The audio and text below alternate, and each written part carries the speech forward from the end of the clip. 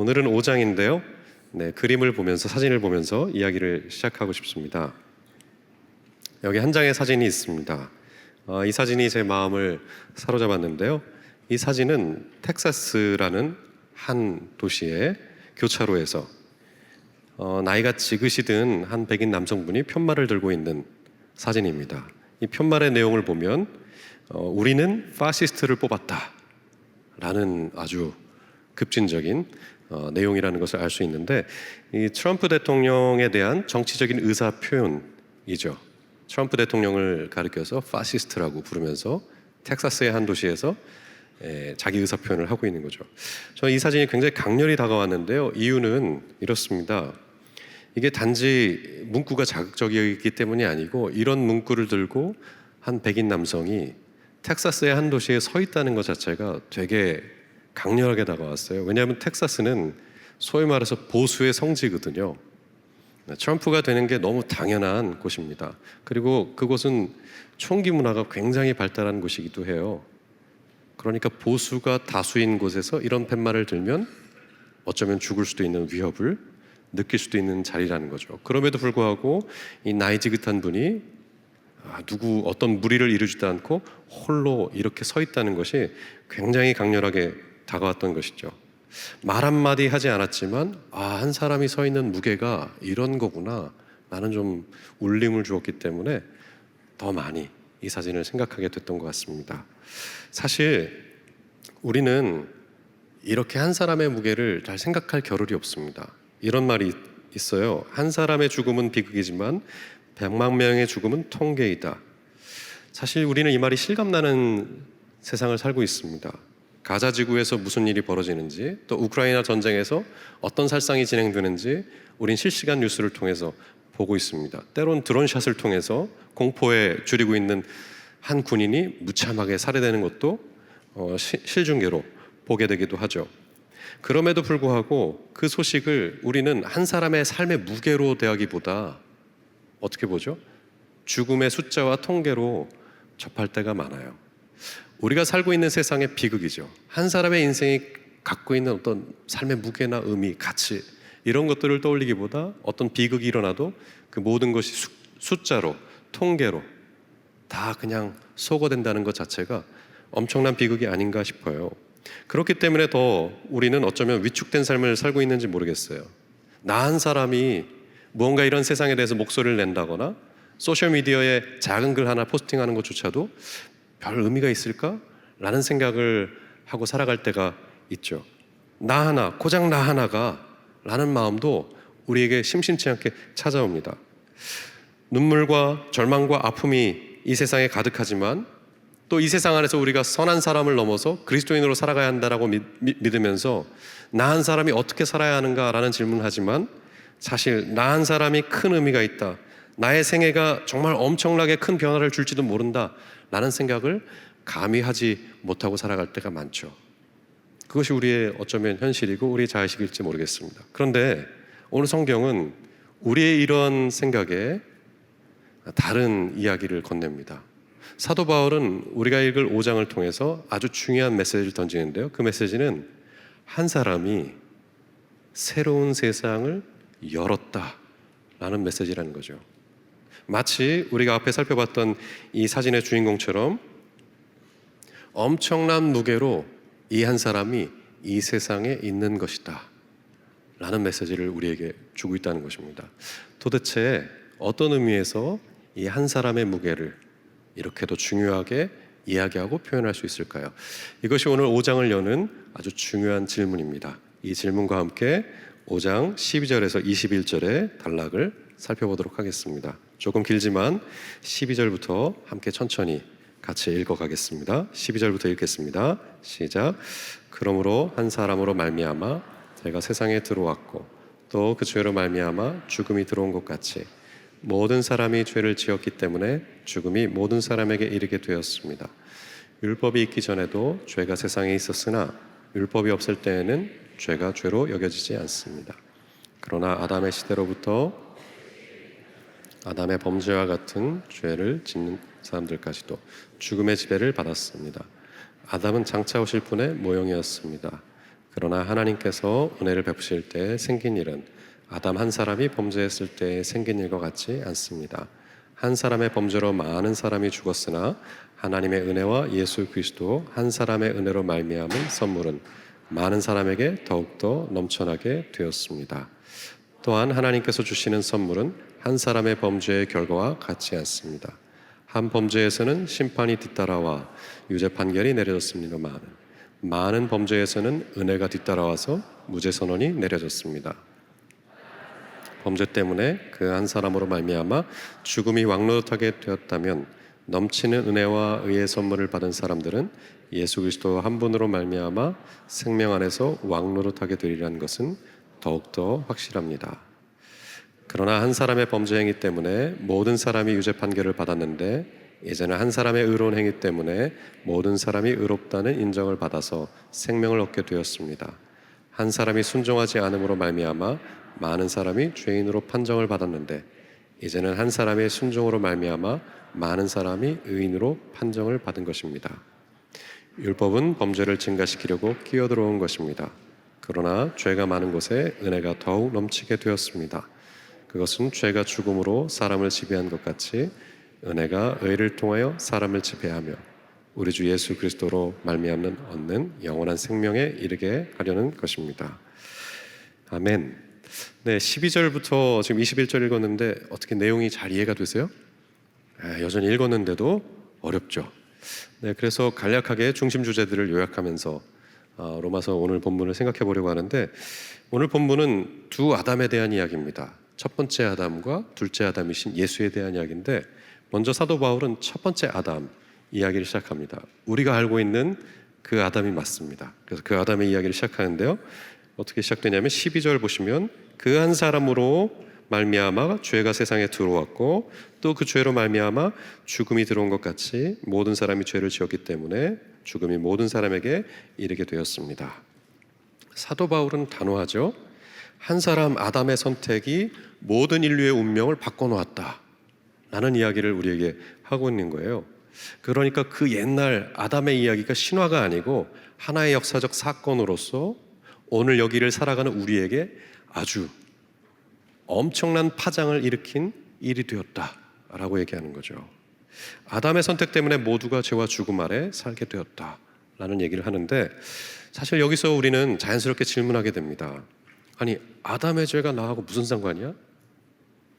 현대를 살아가는 독자들에게 이 부분은 어려운 부분이 될 수 있어요. 그가 잘못한 일인데 왜 내가 감당해야 되지?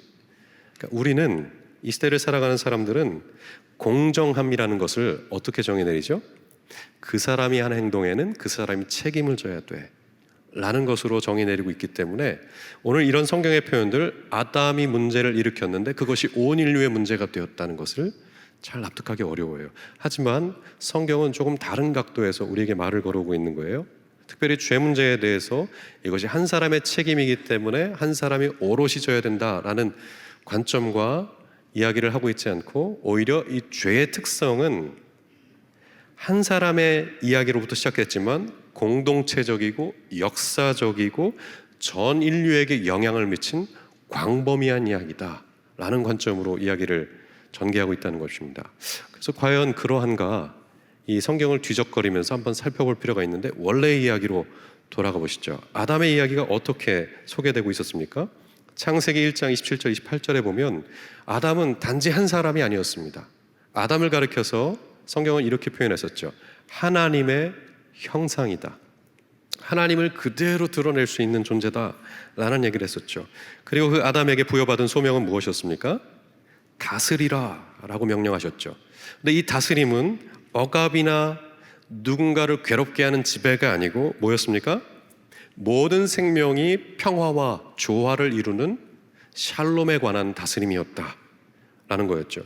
그리고 남자와 여자를 하나님은 경쟁하거나 서로 지배하는 존재가 아니고 창조의 파트너로 만드셨다는 얘기도 합니다. 이게 중요한 부분이기도 해요.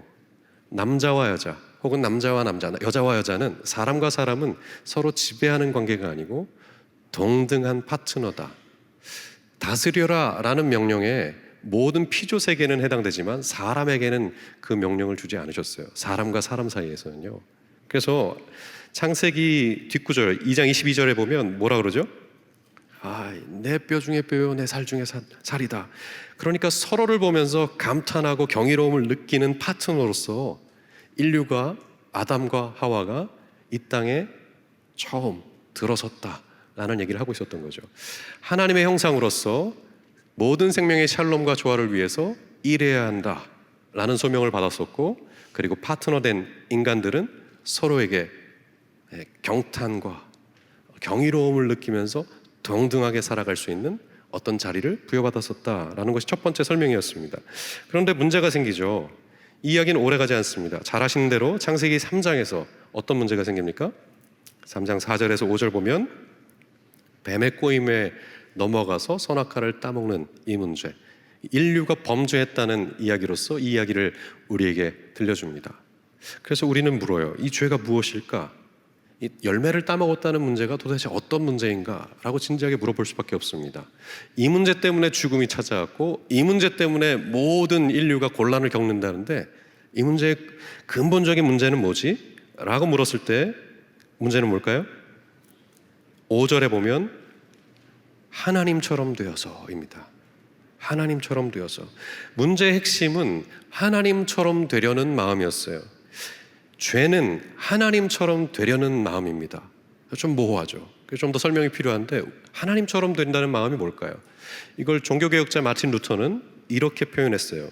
인간은 자기 자신에게 휘어져 있다, 구부러져 있다. 그러니까 우리가 잘 아는 표현으론 자기중심성이라고 표현할 수 있는데, 쉽게 풀면 이겁니다. 자신의 아젠다를 관철시키려는 욕망, 나에게 유리하도록 돌아가게 하려는 경향, 그래서 하나님도 다른 사람도 모두 내 생각대로 움직이고 있어야 한다는 안도감, 이런 것들을 갖는 것이 죄의 중요한 속성이라고 얘기하죠. 잘 기억해 두셔야 됩니다. 다른 사람이 내 생각대로 움직여야 한다는 것 안에서 안도감을 느끼고 모든 것이 내게 유리하게 돌아갈 수 있도록 만들고자 하는 성향을 갖게 되었다라고 얘기하죠. 이런 죄된 성향은 곧바로 여파를 보여주고 그 결과를 내는데요, 그게 창세기 4장에 나오죠. 가인과 아벨의 이야기는 어떻게 읽어야 합니까? 정말 인류에게 어떤 문제가 생겼는지를 가인과 아벨의 이야기는 보여주고 있었죠. 함께 동등하게 모든 생명의 조화와 번영을 이루라는 명령을 받은 하나님의 형상인 사람들 사이에서 비극이 발생하는데 아주 중요한 표현이 등장합니다. 어떤 표현이죠? 내 아우가 어디 있느냐라는 대답에 뭐라 그럽니까? 제가 아우를 지키는 자입니까? 라는 끔찍한 대답을 하죠. 원래 인간은 함께 서로를 바라보면서 경이로움을 느끼며 동등한 파트너로 살아가도록 되어 있었죠. 그러나 문제가 시작된 거죠. 잘 아시는 이야기처럼 가인은 아벨을 죽입니다. 서로 함께 샬롬을 만들어갈 파트너를 죽이죠. 자기에게 불리하다는 생각이 들자 분노했고 아벨을 제거하는 방향으로 자신의 분노를 표현했었어요. 그리고 중요한 것은 창세기 4장에서 이 비극이 가인 한 사람에게만 일어난 일이 아니고 가인의 후손들에게 있었던 일이라는 이야기로 이야기가 전개돼요. 창세기 4장 17절에서 23절은 보실까요? 가인의 후손들에 대한 목록이 쭉 나옵니다. 여기 중요한 특징이 있는데 어떤 특징이 있을까요? 보시면 가인들의 후손이 유능하다는 생각을 좀 하게 돼요. 왜 그렇죠? 20절에 보니까 가인의 후손 중에 한 사람이 집짐승을 치는 사람이 되었다. 유목에서 이제 가축을 기르는 어떤 문화가 시작되었다는 것을 볼 수 있고, 21절에서 유발은 수금을 타고 퉁소를 부는 사람의 조상이 되었다. 일종의 음악과 예술, 서사를 만들고 노래를 부르는 일들이 생겼다는 얘기를 하고요. 22절에 굴이나 쇠를 가지고 온갖 기구를 만드는 사람이 되었다. 도구를 만드는 일이 생겼다는 얘기를 해요. 결국 무슨 얘기하고 싶은 걸까요?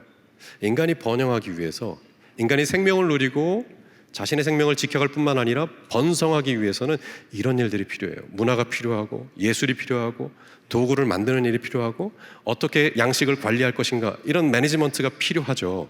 그런 문화가 가인의 후손들 안에서 융성하게 됐다. 어쩌면 일면 생육하고 번성해라, 샬롬과 조화를 이루라 라는 말씀에 부합하는 그런 긍정적인 순기능들이 있었다는 얘기를 볼 수 있죠. 그러나 중요한 것은 가인의 후손들 중에 23절에 라멕의 이야기가 어떻게 소개되고 있죠? 나에게 상처 입힌 남자를 내가 죽였다, 이렇게 돼 있지만 이거 문자 그대로 번역하면 나에게 멍들게 한 청소년의 목을 베었다, 이렇게 직역을 할 수가 있습니다. 이런 야만성, 이런 끔찍함이 이렇게 문화가 융성해지고 있는 이 시기에도 아주 중요한 뿌리가 되어서 이들의 가문에, 이들의 민족 안에 자리하게 되었다라고 설명하고 있었죠. 어떻게 이 사람이 이렇게 잔혹해질 수 있을까요? 성경을 읽으면서 나에게 멍들게 한 소년의 목을 베게 하는 것이 어떻게 그 당시 문화의 중요한 뿌리가 될 수 있었을까? 라고 생각을 하면서 곰곰이 질문하게 돼요. 이게 정말 야만적인 시대를 살았기 때문에 그런 건 아니야? 그래도 문명이 생기면, 좀 더 시스템이 들어오게 되면 좀 이런 비이성적인 야만성을 벗고 인간이 조금 더 나은 존재가 될 수 있지 않을까? 라는 진보적인 생각을 할 수 있을지도 모르겠어요. 성경이 거기에 대해서도 답을 하고 있었어요. 제가 왜 그렇게 얘기하냐면 사무엘상 8장을 보실까요? 사무엘상 8장은 잘 아시는 것처럼 사사 시기, 왕이 통치하던 시기가 아니고 분권형 통치가 있던 시기에서 이제 더 나은 시스템, 왕정의 시스템으로 넘어가고자 할 때의 이야기를 우리에게 소개합니다. 왕정은 굉장히 앞선 시스템이었고 선진 문물이었던 것 같아요. 그래서 이스라엘 백성이 우리도 저들처럼 왕정을 도입하자, 정치를 좀 바꿔보자 라는 제안을 합니다. 그때 사무엘 선지자가 그 왕정 시스템에 대해서 이렇게 경고해요. 중요한 내용들을 하이라이트 해보겠는데 11절, 왕이 들어서면 너희 아들들을 데려다가 병거와 말 다루는 일을 시킬 것이다. 12절, 왕의 밭을 갈게도 하고 무기와 병거의 장비도 만들게 할 것이다. 13절, 요리시키고 빵도 굽게 할 것이다. 14절, 밭과 포도원과 올리브밭에서 가장 좋은 것을 가져다가 왕의 신하들에게 줄 것이다. 무슨 얘기하고 싶은 것 같으세요? 왕정이라는 더 나은 정치 시스템이 오면 인간의 이기심, 자기에게 구부러진 하나님처럼 되려고 하는 욕망이 조금 절제되고 조금 더 개선되지 않을까라고 생각하지만 구약 성경은 이 역사를 추적하면서, 이스라엘 역사를 추적하면서 한결같이 얘기하는 겁니다. 뭐라 그러죠? 좋은 정치 시스템이 와도, 더 나은 경제 정책이 있어도 죄로부터 자유로울 수 없다. 왕정은 겉으로 질서와 안정을 약속하지만 그 이면에 탐욕과 억압이 잠식된 제도이다 라고까지 얘기하고 있다는 거죠. 그러니까 성경은 무슨 얘기를 하고 있는 겁니까? 아담 한 사람 안에서 일어났던 그 작은 일이 인류의 역사 안에 어떤 파급을, 어떤 파장을 일으켰는지를 설명하고 있었다는 거죠. 마음 안에 있었던 작은 동기라고 생각했지만 그 죄가 자기에게 구부러지겠다고 하는 그 경향성이 어떻게 한 사람을 넘어, 가문을 넘어, 민족을 넘어 하나의 시스템에까지 잠식되어 있는지를 설명하고 있었다는 겁니다. 서로를 돌보고 살아갈 그 삶이 이제는 이 역사 안에서 찾아보기 힘든 희귀한 것이 되어서 종교, 법률, 경제, 교육, 그 어느 것 하나 죄의 영향에서 자유롭지 않은 상태가 된 것이다 라는 것이 성경의 공통된 진술이라는 거죠. 그럼 어떻게 해야 될까요? 세상이 이렇게 깨어지고 망가져 있다면 여기로부터의 전혀 다른 상상력이나 전혀 다른 삶은 가져오기 어려운 것일까요? 이제 바울은 두 번째 아담의 이야기를 시작합니다. 또 다른 한 사람, 예수의 이야기죠. 그 이야기는 15절에 이렇게 되어 있었습니다. 15절 같이 한번 읽어볼까요? 15절 같이 읽겠습니다. 시작. 그러나 하나님께서 은혜를 베푸실 때 생긴 일은 아담 한 사람이 범죄했을 때 생긴 일과 같지 않습니다. 한 사람의 범죄로 많은 사람이 죽었으나 하나님의 은혜와 예수 그리스도 한 사람의 은혜로 말미암아 선물은 많은 사람에게 더욱더 넘쳐나게 되었습니다. 무슨 말인지 잘 모르시겠죠?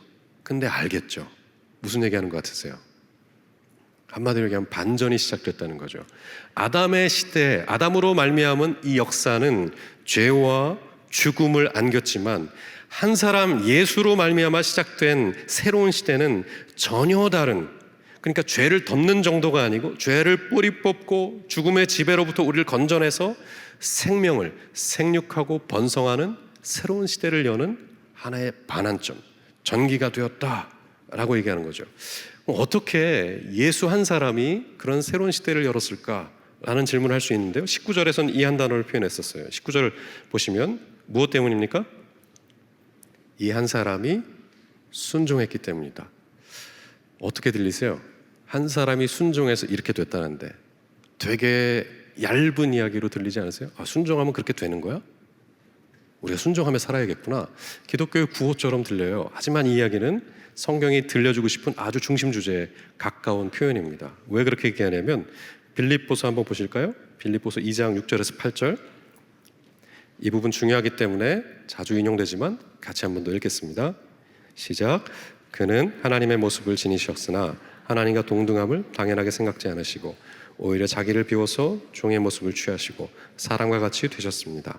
그는 사람의 모양으로 나타나셔서 자기를 낮추시고 죽기까지 순종하셨으니 그 십자가에 죽기까지 하셨습니다. 예수의 순종은 무엇입니까? 예수 한 사람이 순종했다라고 바울은 압축적으로 얘기하고 있지만 성경을 통해서 예수 한 사람이 순종했다라고 할 때 무엇을 말하고 싶은 걸까요? 되게 중요한 부분이에요. 예수가 하나님께 순종했는데 그 순종의 내용이 뭐라고요?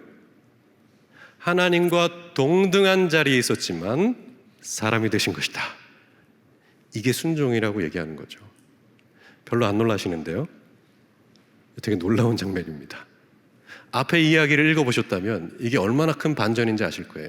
죄는 뭐라 그랬죠? 인간이 하나님이 되려는 욕망이었어요. 모든 것을 자기에게 유리하게 만들고 싶은, 자신이 더 자유롭고 자신이 더 권한을 갖고 자신이 더 통제할 수 있는 힘을 갖는 것이 인간의 하나의 욕망이었죠. 나는 하나님처럼 되고 싶어.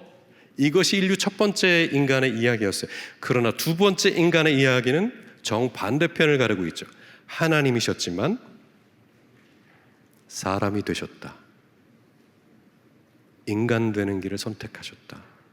그리고 죽음에까지 순종하셨다. 우리가 십자가의 이야기를 계속 살피지만 십자가의 가장 중요한 특징 중에 하나는 이게 무엇을 의미하는지 모르는 상태에서 죽는다는 겁니다. 겟세마네의 기도를 생각해 보세요. 도망가고 싶습니다. 정말 이렇게 저를 내모실 겁니까? 피하게 해주세요. 이거 말고도 길이 많지 않습니까? 라는 예수의 기도에 하나님은 어떻게 하시죠? 침묵하세요.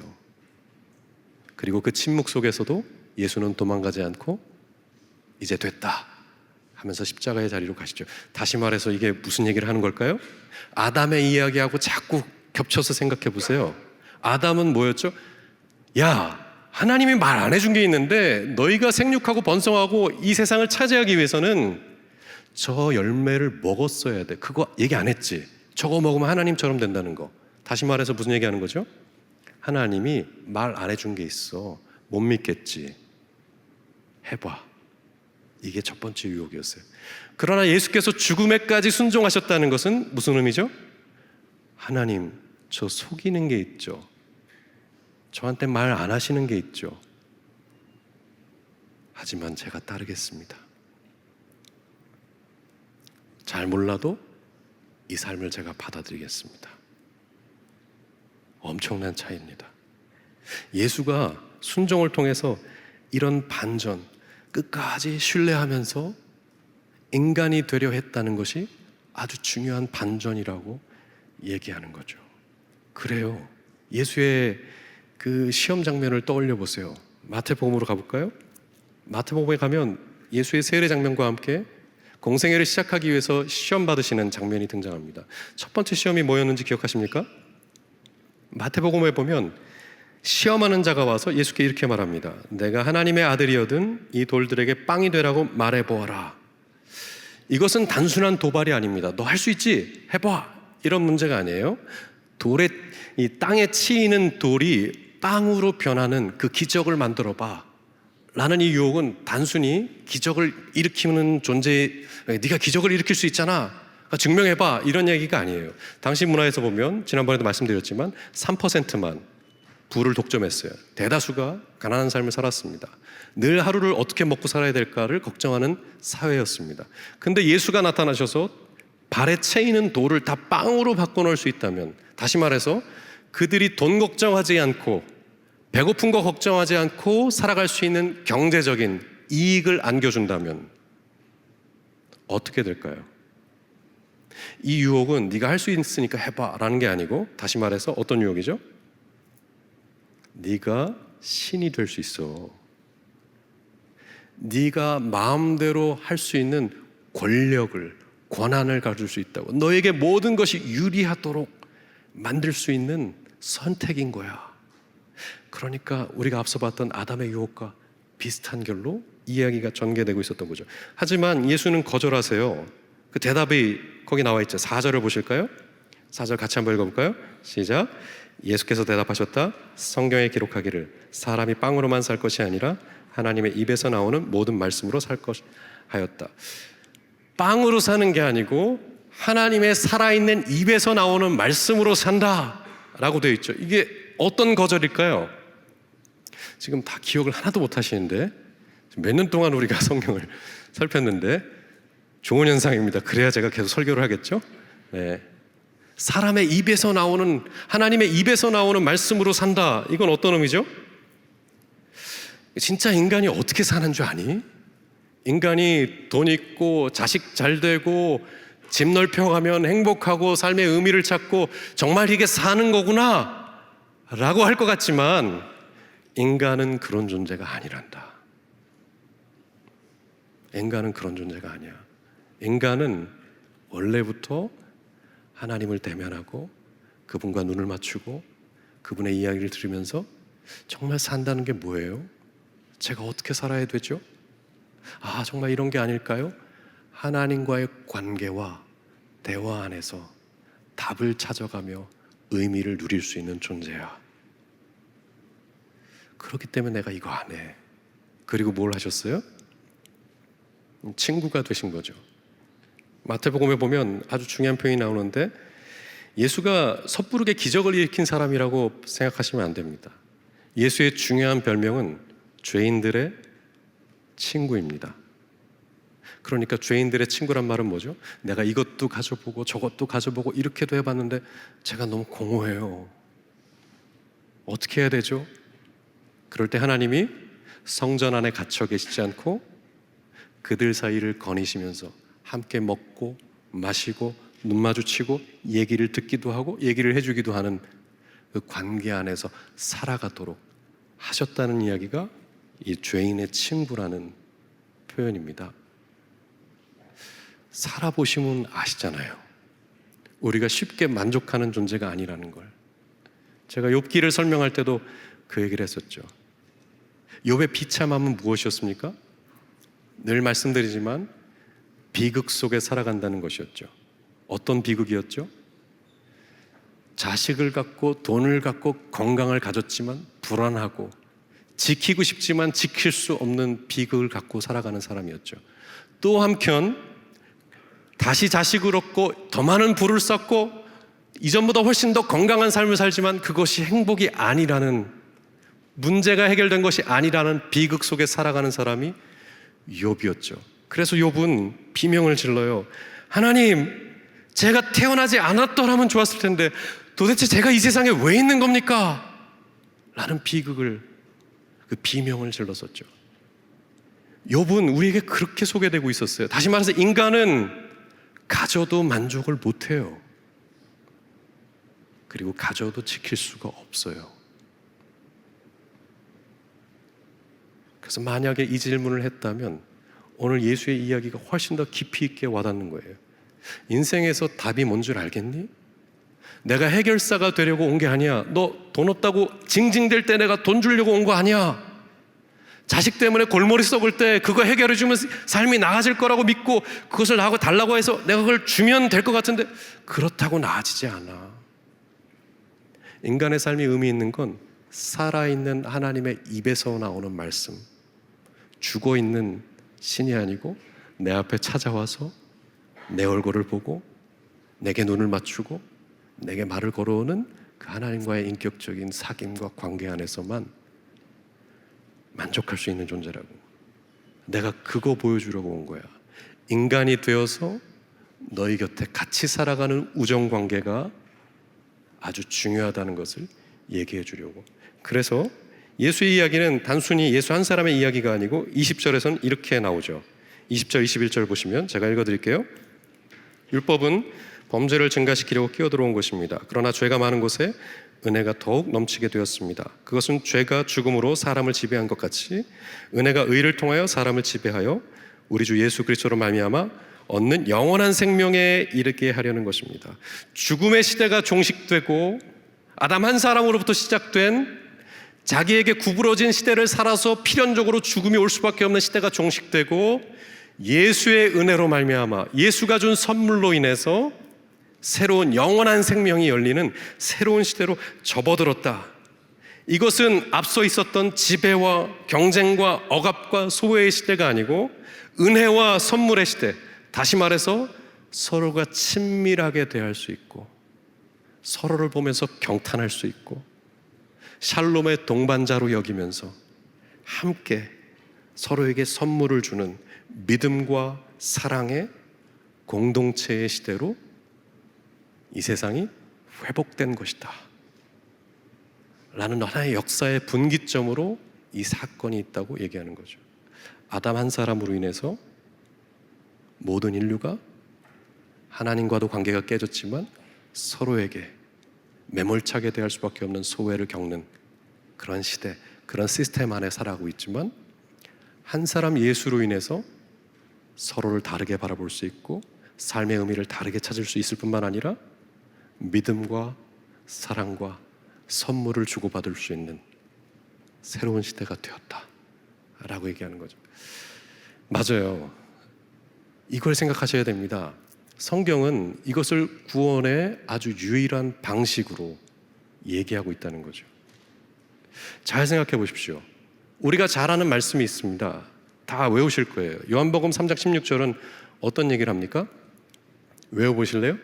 하나님이 세상을 이처럼 사랑하사 외아들을 주셨으니 이는 그를 믿는 사람마다 멸망하지 않고 영생을 얻게 하려 하는 것이다. 이 구절 굉장히 중요하죠. 왜 그렇습니까? 믿는 사람에게 영생을 주신대요. 그 외아들을 믿는 사람에게. 하나님은 세상을 심판하고 정죄하고 끝내려 온 게 아니고요, 사랑하셔서 회복시키러 오셨대요. 그리고 회복의 길로 그 외아들을 주셨다고 합니다. 근데 여기서 주의해야 될 게 있어요. 그 외아들을 믿는 믿음으로 영생을 얻는다 하는데 번역이 좀 잘못됐어요. 외아들 하니까 어떻게 들리세요? 하나뿐이 없는 아들. 얼마나 귀한 그 아들을 주셨어 라는 생각하실 텐데 여기서 외아들은 그 뜻이 아닙니다. 모노게네스라는 헬라어는 그런 뜻이 아니에요. 독특한 아들이란 뜻이 있어요. 유일무이하게 얘가 되게 독특한 아들이야, 어디서도 볼 수 없는 그런 아들이야 라는 표현이에요. 이게 무슨 표현인지 그럼 이해가 좀 되시지 않으세요? 예수님만 독특한 아들이에요. 어떻게 독특합니까? 예수를 통해서 하나님을 보죠. 하나님이시지만 사람이 되어서 우리 곁을 같이 걸으시고 우리의 눈물을 하시고 우리의 고통을 들으시고 우리와 친구가 되어서 세월을 보내는 하나의 온전한 인간으로서 우리에게 소개되는 독특한 종류의 한 사람이었죠. 그 독특한 아들을 믿는다면, 이런 구원의 방식을 믿는 사람에게 영원한 생명을 줄 것이다 라고 얘기했었어요. 이게 그런 의미인 거예요. 예수의 방식으로 사람이 되어서 우리 곁에 와서 우리의 이야기를 듣고 우리와 깊은 우정과 사귐을 나누며 우리를 믿고 우리에게 선물을 안겨줄 수 있는 그런 방식으로 온 아들을 믿는다면 너희도 구원을 얻을 것이다. 성경은 이런 관점의 이야기죠. 그래서 하나만 더 떠올려 보면 탕자의 비유를 떠올려 보십시오. 역시 잘 아는 이야기지만 탕자의 이야기가 어떻게 들리세요? 누가복음 15장으로 가볼까요? 15장 18절에서 20절을 보시면 어떤 이야기가 나옵니까? 네, 같이 한번 읽어볼까요? 18절부터 시작. 내가 일어나 아버지에서 돌아가서 이렇게 말씀드려야 하겠다. 아버지, 내가 하늘과 아버지 앞에 죄를 지었습니다. 나는 더 이상 아버지의 아들이라고 불릴 자격이 없으니 나를 품꾼의 하나로 삼아 주십시오. 그는 일어나서 아버지에게로 갔다. 그가 아직도 먼 거리에 있는데 측은히 여겨서 달려가 그의 목을 껴안고 입을 맞추었다. 어디가 인상적이세요? 앞에까지의 이야기를 쭉 따라 읽으면 어디에 밑줄을 그으면 좋을까요? 맨 마지막 부분에요. 아버지가 그를 보고 측은히 여겨 달려가 그의 목을 껴안고 입을 맞추었다. 일종의 우리가 구원을 얻는다는 것이 무엇인지를 소위 말하는 탕자의 비유를 통해 설명했죠. 탕자는 정말 아버지 재산 다 털어먹고 왔습니다. 그래서 아들은 자격이 없다고 생각했어요. 자격이 없다고. 그래서 품꾼의 하나가 되면 좋겠다. 그래도 거기서 그냥 빌부터라도 살 수만 있으면 좋겠다 라는 생각으로 돌아오죠. 그러나 아버지의 태도는 달랐어요. 자격이 없다는 아들을 끌어안고 측은히 여기고 목을 껴안고 입을 맞추었죠. 그러니까 다시 말해서 뭐죠? 죄를 덮는 수준의 이야기가 아니고요, 너는 자격이 있다, 너는 내 아들이다, 바로 이런 이야기를 하죠. 회복이란 죄 용서 정도가 아닌 거예요. 우리가 회복된다는 것은 사랑을 잃지 않는 존재로서 살아갈 수 있게 되었다는 거죠. 얼굴을 마주보고 입을 맞추고 함께 먹는 그 자리에 초대된 거라고 얘기하는 거죠. 바울은 이것을 로마서를 통해서 하나님의 의가 실현되었다라고 설명했었어요. 이제 모든 것이 바로잡혀서 인간이 예수를 따라 살 수 있게 되었다. 예수님처럼 그분과의 관계 속에서 눈을 맞추고 입을 맞추고 함께 먹는 인격적인 사귐 속에 살 수 있게 되었다. 그리고 그런 존재가 되어서 더 나아가 자신에게 원수 같은 사람에게도, 쓸모없어 보이는 사람에게도 눈을 맞추고 입을 맞추고 얼싸 안으며 동등하고도 자격 있는 존재로 서로를 대하며 살아갈 수 있는 새로운 세계가 열렸다 라는 얘기를 했었던 거죠. 그러니까 믿음에 대해서 진짜 질문은 이겁니다. 그래서 너는 이런 하나님 믿어 안 믿어? 이런 교리를 믿어 안 믿어가 아니고, 정말 우리가 이런 이야기를 통해서 제가 정말 믿습니다 라고 말한다는 것은 결국 무엇에 대한 질문이죠? 어떤 인간으로, 어떤 독특한 인간으로 우리가 살아가게 되었는가에 대한 대답을 하겠다는 얘기입니다. 이것이 오늘 로마서 5장이 우리에게 던지는 아주 엄청난 무게의 이야기인 거예요. 믿는다는 건 이런 하나님을 믿을래 안 믿을래, 동의할래 안 할래가 아니고, 그래서 어떤 종류의 인간으로서 네가 살아갈 수 있게 되었는데, 너 정말 그 신비로움을 아니? 물이 포도주가 되듯 네가 그렇게 관계 맺고 살아갈 수 있다는 걸. 그래서 어떻게 살아갈 수 있을까라고 할 때 다시 원래의 질문으로 돌아갈게요.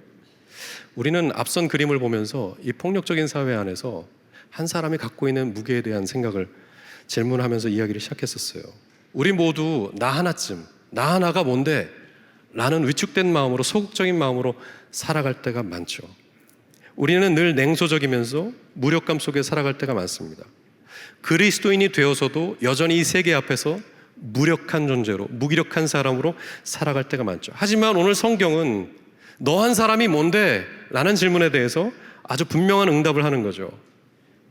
분명히 무게 있는 존재로 다르게 살아갈 수 있게 되었다, 다른 인생을 살아갈 수 있게 된 거야 라는 답을 내놓고 있다는 겁니다. 정말 그게 어떤 일일까요?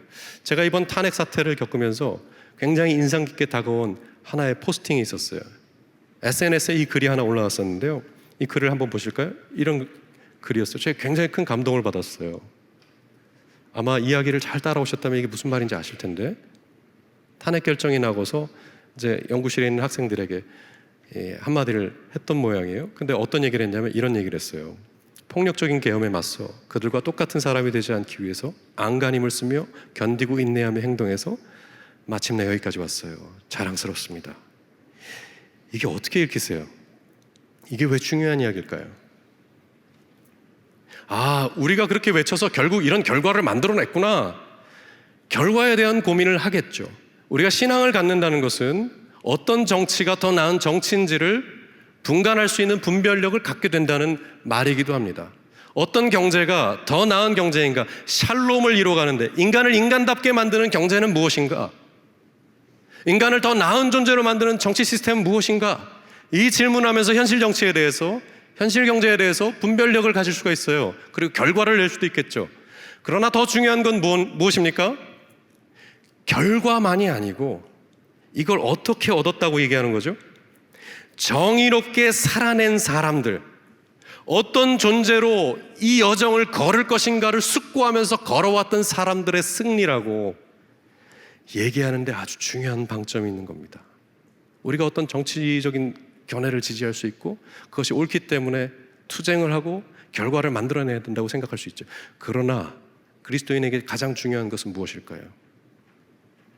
유리한 결과를 얻는 것이 중요한 것이 아니고 어떠한 존재로 이 길을 걸을 것인가, 이 부분에 대한 숙고와 애씀과 선택이 있어야 한다는 것이죠. 정말 그리스도를 통해서 새로운 독특한 인간이, 둘째 아담이라고 명목되는 그런 인간성이 우리의 것이 되었다면 우리는 이 땅에서 어떤 존재로서 이 삶을 살아내고 씨름하며 걸을 것인가? 이것이 신앙에 있어서 가장 중요하고 무거운 질문으로 우리에게 요청되고 있는 것이죠. 그렇기 때문에 저는 이 아침에 부탁드리고 싶습니다. 만약에 여러분이 이런 믿음을 갖고 계시다면 여러분은 이 한 질문을 꼭 하셔야 돼요. 그래서 예수 안에서 시작된 존재가 어떤 존재로 산다는 건데, 내가 그래서 어떤 인간으로 살 수 있다는 건데, 이 질문과 함께 여러분의 삶을 다시 한번 숙고해 보시기를 부탁드리고 싶습니다. 그리고 그 질문이 이제 뒤에 이어질 6장과 7장과 8장에서 어떻게 답으로 다시 우리에게 주어지는지를 읽어보시기를 다시 한번 부탁드리고 싶어요. 우리 1분 동안 침묵하면서 주님 앞에 나가겠습니다.